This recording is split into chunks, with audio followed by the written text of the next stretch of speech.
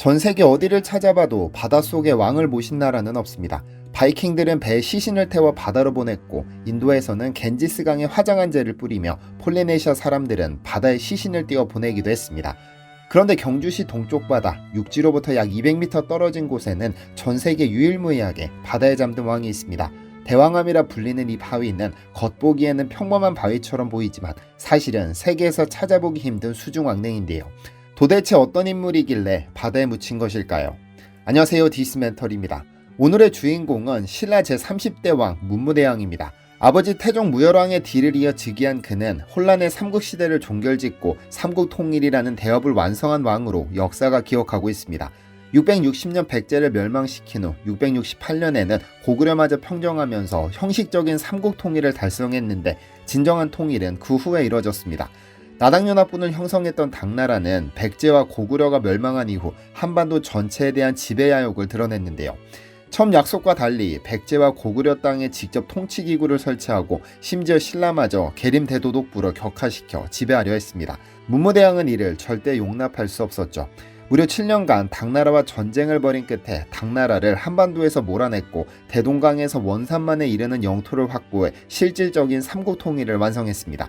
이제껏 아무도 이루어보지 못한 삼국통일의 대업을 완수한 그는 죽기 직전 특이한 유언을 하나 남겼습니다. 자신의 시신을 불태워 동해바다 속에 장사를 지내라는 것이었죠. 그러면 스스로 용이 되어 외구의 침입을 막겠다고 했습니다.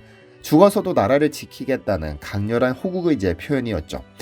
실제로 당시 신라는 삼국통일을 이루기는 했지만 여전히 즉 일본과 외침의 위협에 노출되어 있었고 바다를 통한 침입을 경계해야 했습니다.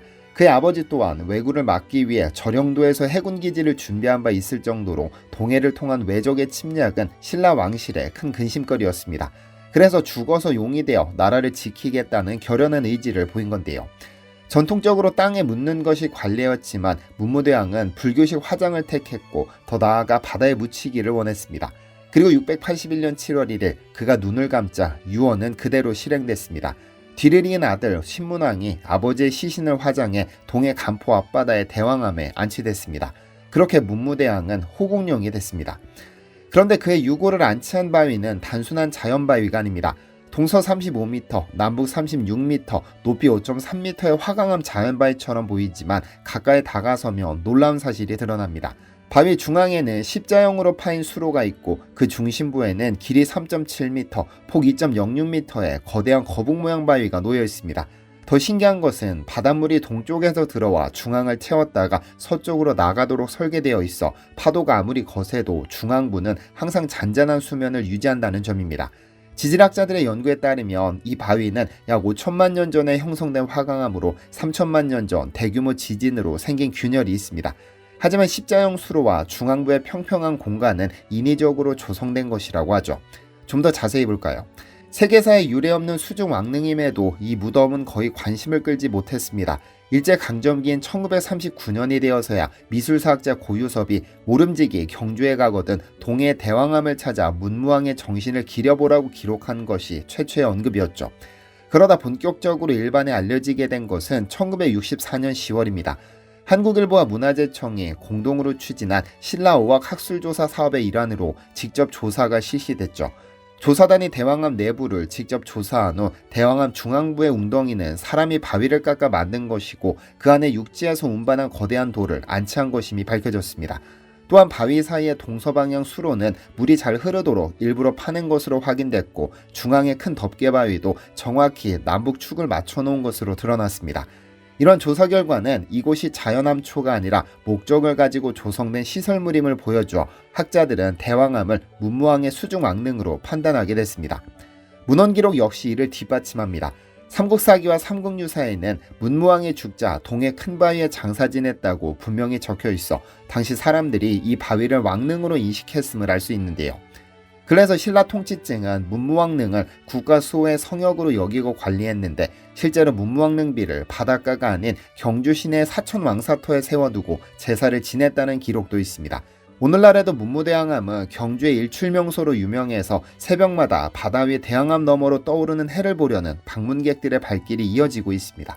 그렇다면 실제로 그의 유골이 이 바위 안에 묻혀 있을까요? 사실 이 부분이 가장 큰 논란이기도 합니다. 그에 앞서 이 문무대왕암 주변에는 용과 관련된 전설이 구체적으로 전해집니다. 일례로 문무왕은 왜구의 침입을 막기 위해 가문사라는 절을 시작했지만 완성하지 못하고 세상을 떠났습니다. 아들 신문왕이 완성했는데 그는 문무왕이 용이 되어 돌아올 것을 대비해 가문사 법당 바닥에 바닷물과 통하는 구멍을 만들었습니다. 용이 되어 나라를 지키겠다던 그의 아버지 문무왕이 용이 되어 자유롭게 드나들 수 있도록 한 배려였습니다. 이러한 독특한 구조는 1970년대 가문사지 발굴을 통해 실제로 확인되었는데 금당 기단 아래 동쪽으로 바닷물길을 내어 용이 지나다닐 수 있게 설계되었음이 밝혀졌죠. 그럼 그 아래에 실제로 그의 유골이 묻혀 있을까요? 학계는 이와 관련해 두 가지 견해로 나뉘어 있습니다. 하나는 실제 유골이 묻혔을 것이라는 주장과 화장된 유골을 뿌린 곳에 불과하다는 주장입니다. 유골이 묻혔다고 주장하는 학자들은 대왕암의 인공적인 구조와 문헌 기록을 근거로 들고 있습니다. 십자형 수로와 중앙부의 거북 모양 바위가 불교 건축 양식과 유사하며 이는 왕의 유골을 안치하기 위한 시설이라는 것이죠. 특히 동쪽 입구가 서쪽보다 30cm 낮아 물의 흐름을 인위적으로 조절한 흔적이 있다는 점을 강조합니다. 반면 산골처설을 지지하는 학자들은 화장 후 유골을 바다에 뿌린 장소일 뿐이라고 봅니다. 나의 문화유산 답사기로 잘 알려진 유홍준 교수는 이 책에서 일부 학자들이 최고 권력자의 정치 수에 편승해 학문적 양심을 저버린 채 확인되지도 않은 추측을 마치 새로 발견한 사실인 양 과대 포장한 사기극이라며 신랄하게 비판하기도 합니다.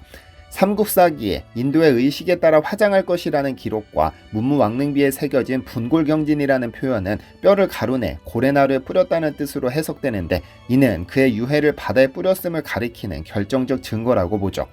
이런 논란에 대해 2001년 KBS가 직접 탐사를 진행했었습니다.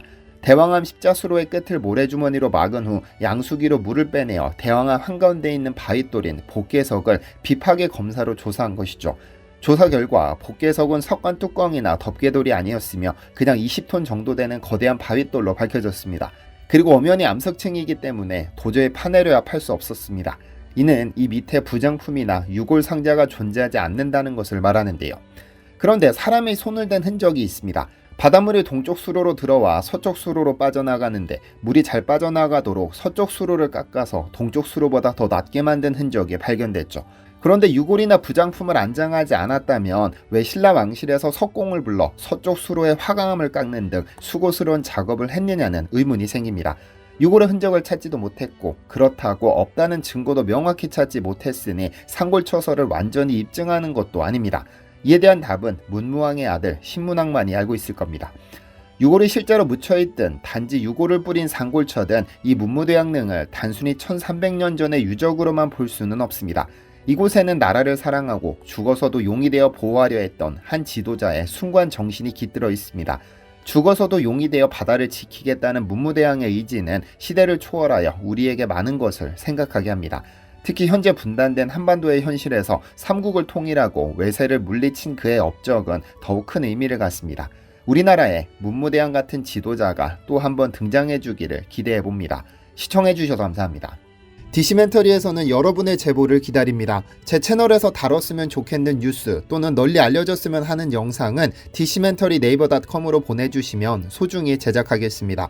시청해주셔서 감사합니다.